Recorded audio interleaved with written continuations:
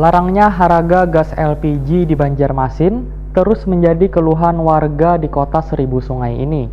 Bahkan DPRD Banjarmasin pun akan mengusulkan perda ke pemerintah kota mengenai permasalahan ini, supaya kedepannya kadada lagi warga yang mampu memakai tabung gas melon ini.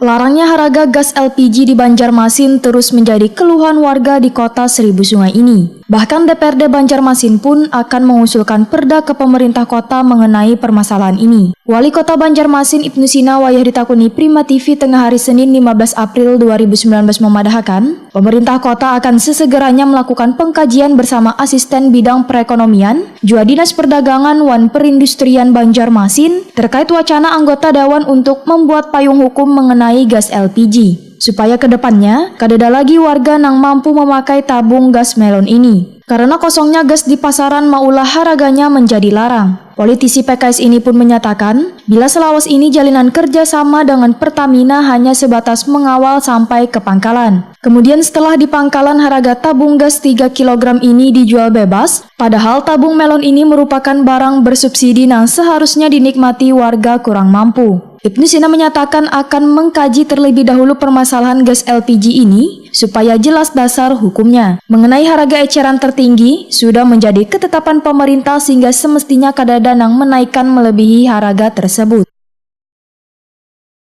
Ini Pertamina tuh hanya sampai pada pangkalan, setelah pangkalan ini kemudian menjadi bebas, padahal ini kan barang bersubsidi yang harusnya sampai ke yang berhak menerimanya, yang berhak membeli itu harus dilakukan pengawalan. Secara aturan kebijakan ujar Ibnu Sina, pemerintah kota bisa menetapkan harga eceran tertinggi gas LPG tersebut, tetapi harus dilakukan kajian secara bersama-sama.